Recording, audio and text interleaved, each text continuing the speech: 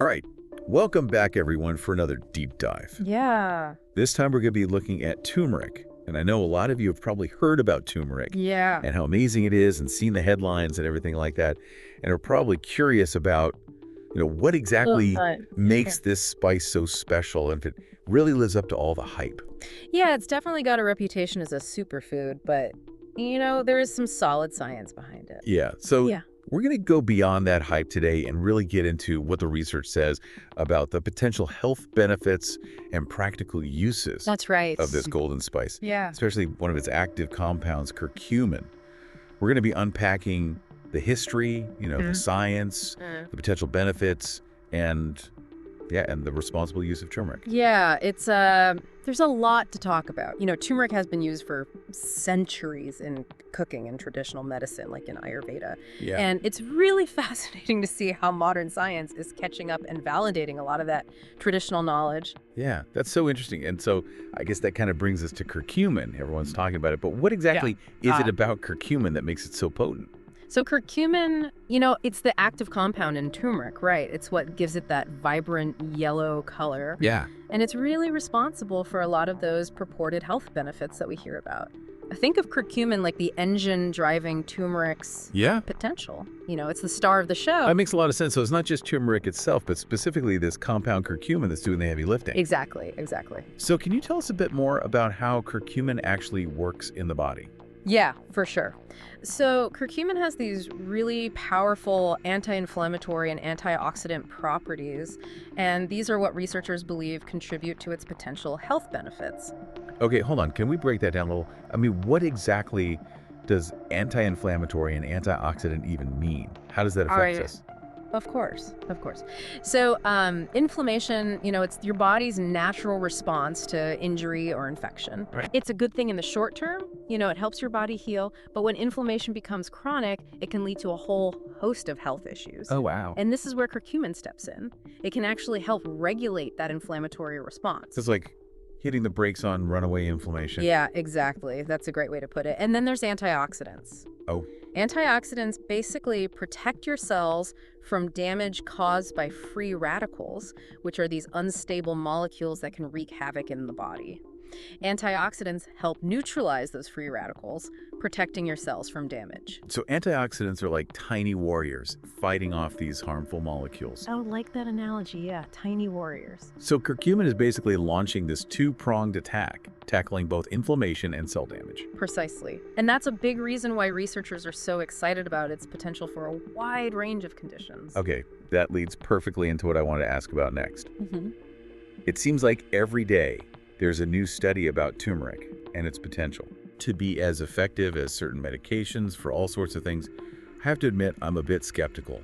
Like, how can a spice possibly compare to, like, pharmaceuticals? Right, I hear you. It definitely sounds too good to be true sometimes, but let's take a closer look at the research and see what it actually says. For example, there's been a number of studies comparing curcumin to ibuprofen for managing arthritis pain. Oh, yeah. That's one I've heard about a lot. Yeah, and some studies suggest that curcumin can be just as effective as ibuprofen in reducing pain and stiffness Wow. in people with osteoarthritis. Really? So you're telling me a natural compound like curcumin could actually provide the same pain relief as a common over-the-counter drug like ibuprofen? Well, that's what some of the research suggests. But it's important to remember that this is still an evolving field.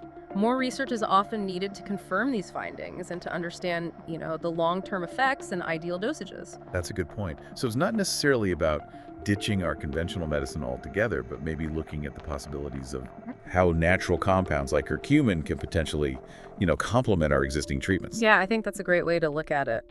It's about having more tools in the toolbox, right? And for some people, curcumin could be a valuable natural alternative, Mhm. especially if they're looking for non-pharmaceutical options.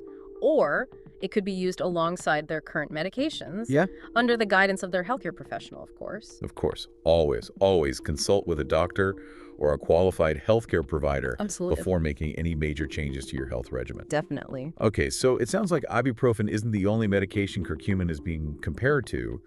What other conditions are researchers looking at? Oh, yeah, there's a lot.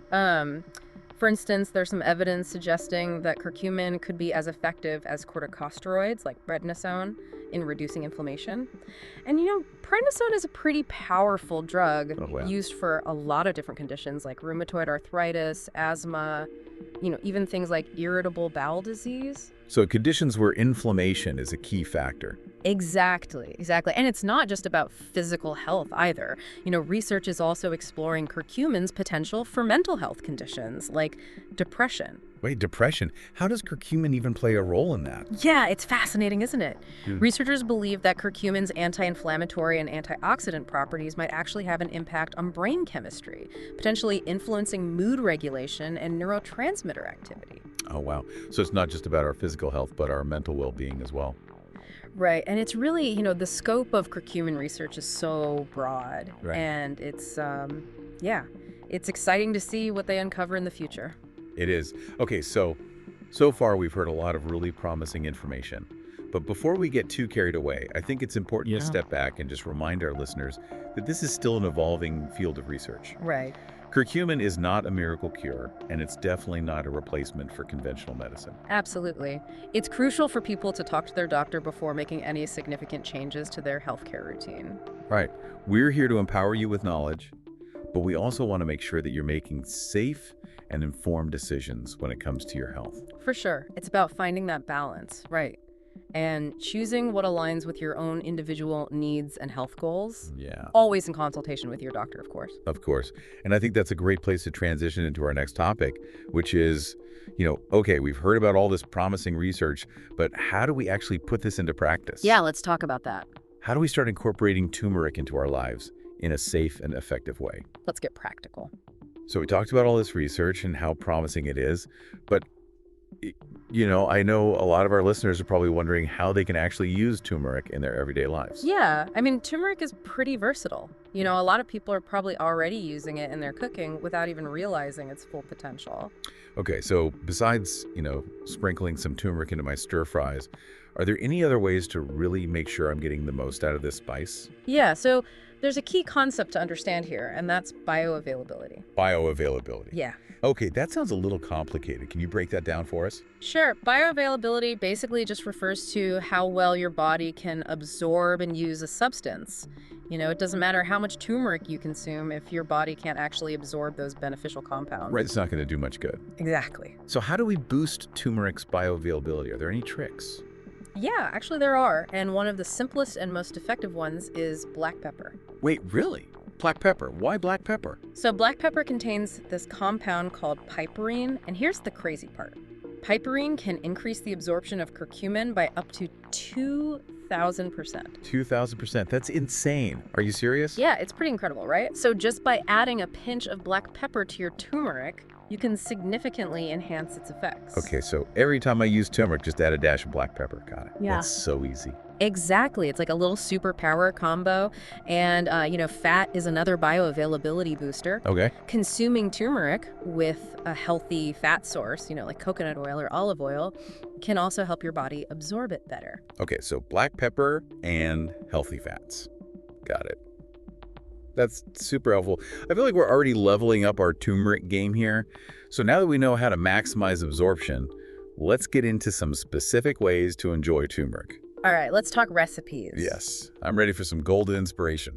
So we've got the classics, of course, like golden milk and turmeric tea, but there's really a whole world of culinary creativity out there. Let's start with golden milk. I've heard so much about it, but I've never actually tried it. What's the best way to make it? Oh, it's so simple. You basically just warm up some milk. You can use dairy or plant-based, whatever you prefer. And then you add in some turmeric, some ginger, a pinch of black pepper, of course, and you can add a little bit of sweetener, honey, or maple syrup, if you like. Sounds delicious, and I've heard it can even help with sleep. Yeah, a lot of people find it really soothing and relaxing, perfect for a bedtime ritual. Okay, what about turmeric tea? Turmeric tea is another great option. You can just steep some turmeric powder, or you can use fresh turmeric root if you have it in hot water and, add a squeeze of lemon or a little honey for flavor, whatever you like. So those are two really easy ways to get our daily dose of turmeric, but I'm feeling adventurous. Okay. What about something a bit more exciting? Well, turmeric is a staple ingredient in cuisines all over the world. Think about Indian curries, Moroccan tagines, Southeast Asian stir fries. The possibilities are endless. So many delicious ways to explore. Exactly. And don't forget smoothies. Oh, yeah? Adding a teaspoon or so of turmeric to your morning smoothie is an easy way to sneak in those benefits. Love it. Okay, so we've got golden milk, turmeric tea, all these amazing dishes and smoothies. But how much turmeric should we actually be consuming daily? Is there a recommended dosage? That's a great question, and it's one I get asked a lot. Unfortunately, there isn't really a one-size-fits-all answer. Oh, It really depends on individual factors, things like your health conditions, any medications you're taking, your overall diet. so it's best to talk to our doctor before we start, adding tons of turmeric to everything. Exactly. Always a good idea to check with your healthcare provider. But in general, it's usually recommended to start with a small amount, like half a teaspoon of turmeric powder a day, and then gradually increase it as needed and see how your body responds. Start low and go slower. Exactly. Yeah. Exactly. And, speaking of potential downsides, remember that turmeric can interact with certain medications, Yeah. especially blood thinners. So it's really important to talk to your doctor before you start taking turmeric regularly, especially if you're on any medications. Always good advice. Anything else we should be aware of? Yeah, some people might experience some mild digestive discomfort if they have too much turmeric at once. Okay. And in very rare cases, some people might be allergic to turmeric. So just listen to your body, pay attention to how you're feeling, and if anything seems off, definitely talk to your doctor. Yeah. Right, it's all about being mindful and taking care of ourselves. Oh, Okay, this has been so helpful. We've covered a lot of great information about how to actually use turmeric. yeah. But now I want to shift gears a little bit and talk about maybe some of the things that turmeric can't do. Okay, interesting. We've been focusing on all the potential benefits, which are amazing. But I think it's important to remember that turmeric is not a magical cure-all. Right. It's not a substitute for a healthy lifestyle. You still need to eat a balanced diet, get Yeah. regular exercise, manage stress. All those things are important for overall health. Exactly. Turmeric can be a wonderful addition to a healthy lifestyle, but it's not a quick fix for every health concern. Yeah, it's important to have realistic expectations and be patient. Yeah, patience is key. It really is. It's about incorporating turmeric into a holistic approach to health and well-being, not relying on it as the sole solution. I love that. A holistic approach. That's really what it's all about. Mhm. Okay, I feel like we've really unpacked the world of turmeric here. We've covered a lot. From the history and science to the practical tips and responsible use. Before we move on to our final thoughts, Yep. I have one more question that's been on my mind. Okay, I'm listening. So we've been focusing on curcumin this whole time, but I'm curious, are there different types of turmeric, like different varieties, and does it actually matter which one we choose?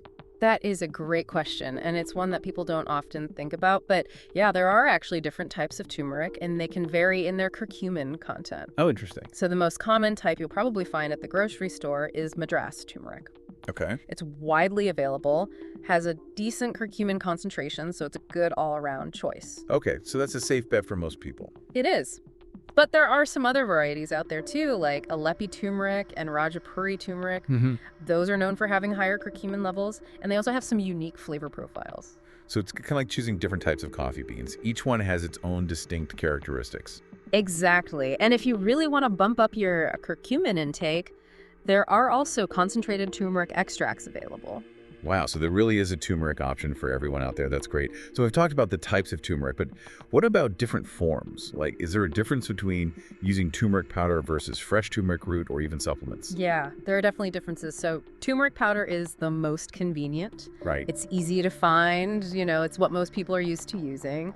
Fresh turmeric root has this more vibrant flavor, and you can use it in sweet and savory dishes, grate it into curries, make turmeric tea. Oh, nice. And then there are supplements. Those are a good option if you want a concentrated dose of curcumin and you want to be really specific about your dosage. So many options. How do we know which form is right for us? Honestly, it really comes down to personal preference. Think about what you're going to be using it for. Turmeric powder is great for everyday cooking. You can add it to smoothies. Fresh turmeric root is amazing for those dishes where you really want that fresh flavor to shine through. And supplements are great if you're looking for a specific dose of curcumin. It's all about finding what works best for you and your lifestyle. I love that. And you know what? Experimenting with all these different forms sounds like a fun way to really get to know turmeric. Absolutely. And I encourage everyone to do just that. Yeah.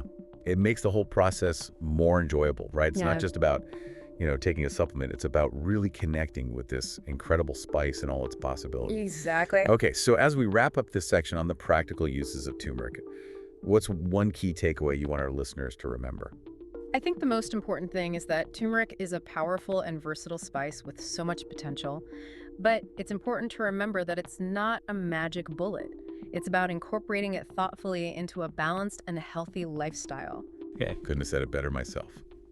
And as always, it's crucial to talk to your doctor or a qualified healthcare provider before making any significant changes to your diet or health regimen. Absolutely. Always good advice. I think that's a great point. It really is all about balance and, finding what works for you and not expecting any one thing to be a magical solution to everything, right? Exactly. But yeah, the research on curcumin is super exciting, and I'm sure there are tons of discoveries yet to be made. Oh, yeah, definitely. I mean, we're just scratching the surface, Who knows what the future holds for turmeric research. It's a really exciting time. It is.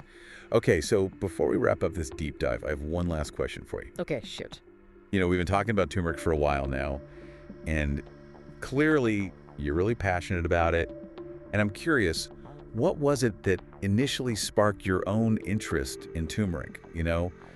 Was there a specific moment or a discovery that made you realize, wow, this is something special? It's funny you should ask that because I was thinking about that earlier. It actually goes back to my travels through India.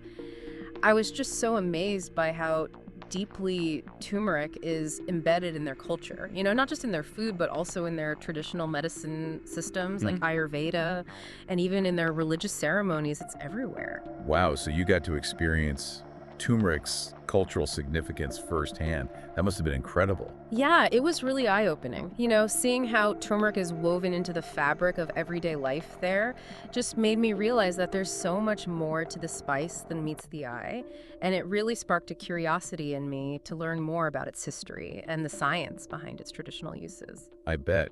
It's one thing to read about turmeric in a book or a research paper, but it's a whole other experience to actually see it being used and valued in its cultural context. Absolutely. And it really made me appreciate the wisdom of these ancient traditions, how they've been using turmeric for centuries for all sorts of purposes, and how modern science is now starting to validate some of those traditional uses. That's so fascinating. It reminds us that there's so much we can learn from these traditional practices. Yeah. And that nature really does hold incredible potential for supporting our well-being. Absolutely. And I think it also underscores the importance of approaching natural remedies with a sense of respect, curiosity, and a willingness to learn from different cultures. Well said. Okay, so I think it's safe to say we've accomplished our mission today. I think so. We went beyond the hype, we explored the multifaceted world of turmeric, and uncovered some pretty cool insights along the way. What about you? What stands out to you as the most surprising or intriguing thing we talked about today? That's a tough one. There were so many interesting things we discussed, but I think for me, what really stands out is just the sheer breadth of potential applications for curcumin. I mean, we talked about everything from managing inflammation and pain to supporting mood and even potentially protecting against certain chronic diseases. The research is incredibly diverse, and it suggests that this humble spice might have far-reaching implications for human health. It's pretty remarkable. I agree. It really is. It's incredible to think that something so readily available and seemingly simple could potentially have such a profound impact on our health. And I think what's been so great about this deep dive is that we haven't just focused on the science.